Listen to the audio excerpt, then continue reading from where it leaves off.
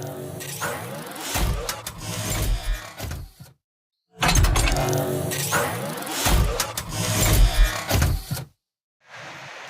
magandang araw mga ka-DIY. Meron pala akong i-unbox na parcel. Ayan. Ano yan mga ka-DIY? Canopy. Para dito sa ginawa kong bodega ng speaker ko. Ayan, lalagyan ko ng canopy kasi maano dito yung tubig sa bintana. Ayan, nilagyan ko na nga ng sealant to dito. Maganda naman pagkakasilant nito sa gilid, kaso yung pag sobrang lakas ng ulan, may mga gumagapang na tubig konti sa loob. Ayan. Bali dyan ko ilalagay yan. Ayan, tulad niya ngayon, umuulan ngayon. Tag-ulan na aantayin ko lang tumila yung ulan para maikabit ko. Ngayon bubuksan ko muna tong items kung anong itsura nito.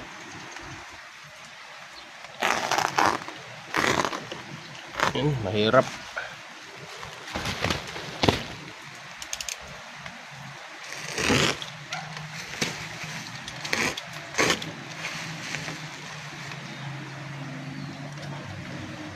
Ayan, ipupus ko muna. Di ako makapagbukas na nakahawak yung kabilang kamay sa cellphone. Ayan na siya mga ka-DIY.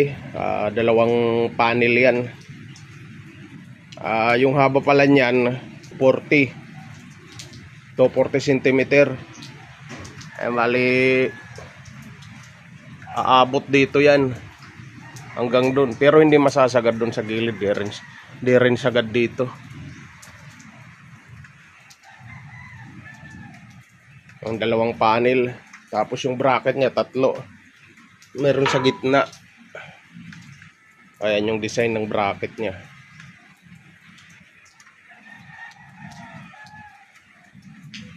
Ayan siya mga ka-DIY. Maganda naman yung walang basag yata yung niya, yung mga panel.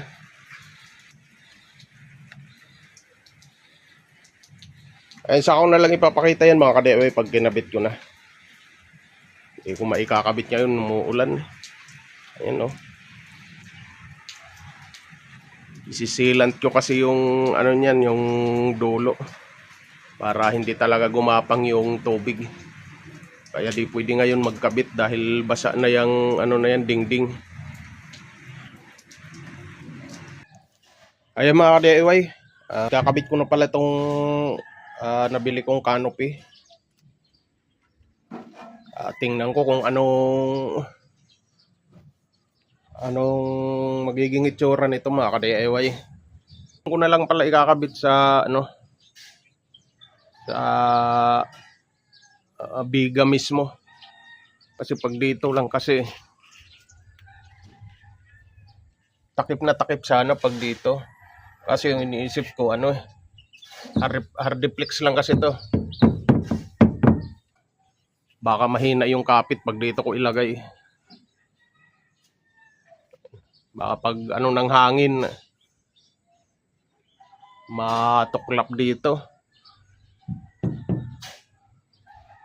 Tingnan nyo naman, open kaya pag may bagyo, malakas talaga hangin dito, kaya doon ko na lang siya pakakapitin. Bali ang mangyayari nito, yung pagkabit mga ka-DIY, isa muna yung kakabit para mas madali. Pag naikabit tong isang bracket, saka na ako makakapagsukat ng pangalawa, yung kasunod. Mas madali yun. May sasalpak na to.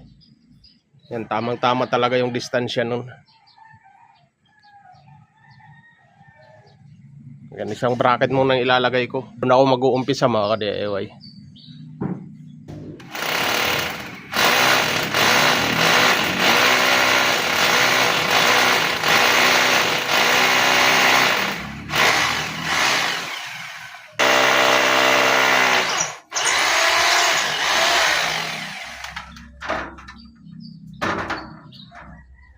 Grabe.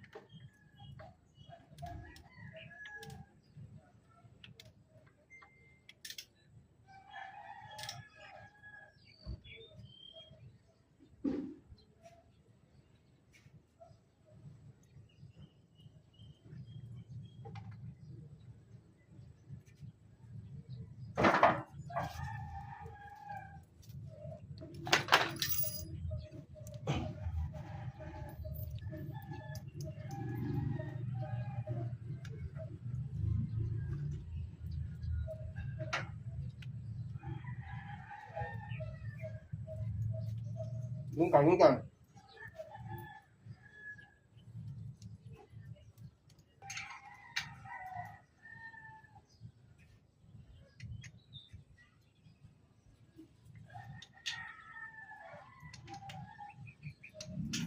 Ayan, dahil nakapagkabit na tayo ng isa, isusukat na natin tong pangalawa. Yan, ganito lang.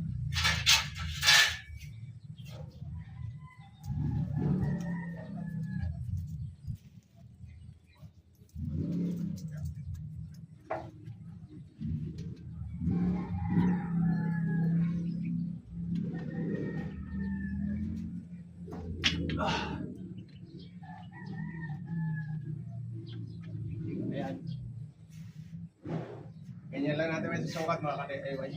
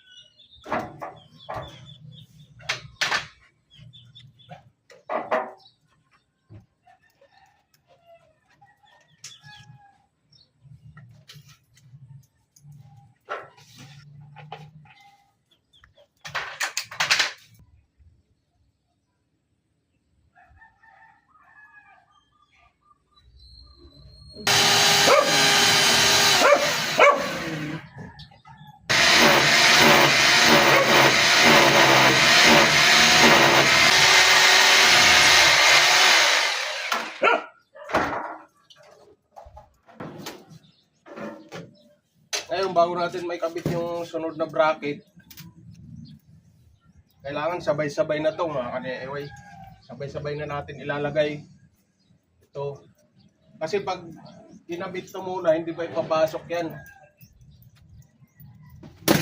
Halimbawa, inuna to ikabit, hindi ito maipapasok dito mga DIY. Mahirap ipasok. Kaya sabayan talaga pag maglagay na nitong pangalawang bracket. Yan. Subukan mo.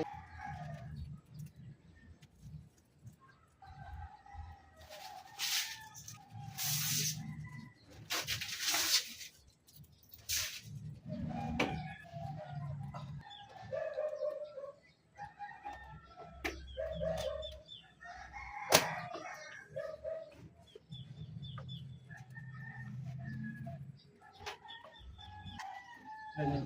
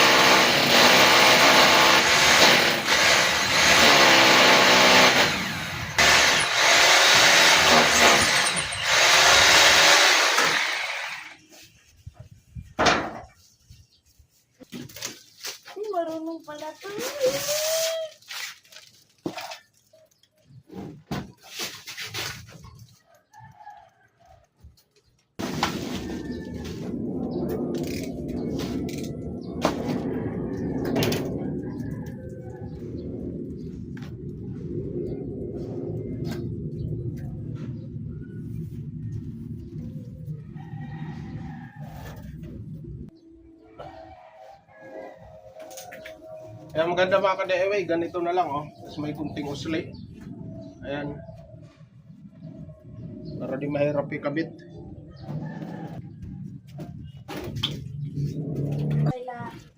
Ilalim ng pinggan. Ano yung ganyan. Para pag nahulog ka niya, pipilutin na.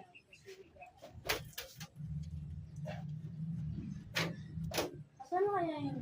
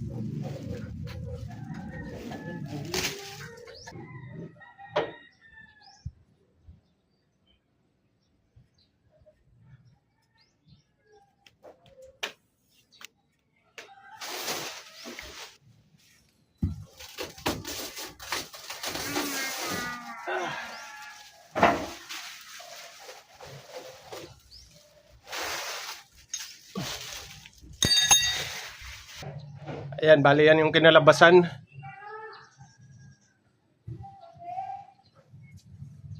Ayan.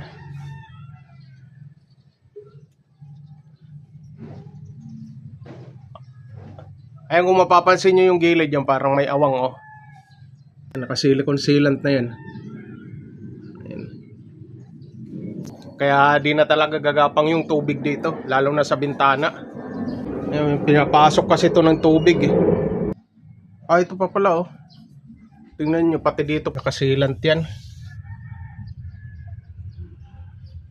Hanggang doon para yung tubig di talaga gagapang. Kasi inawasan kong magapangan yung talstad. Alam na natin pag yung may talstad maano sa tubig, kakalawangan yun. Kaya yun, sinilant ko rin yan. Ayun lang mga ka-DIY, bali yung canopy na yan sa ano ko lang nabili yan. Sa online store. Tapos yung haba niyan 246. Yung bili ko, hindi ko na matandaan yung saktong presyo, pero nasa 2.5 plus yata yun. Ayan yung design niya.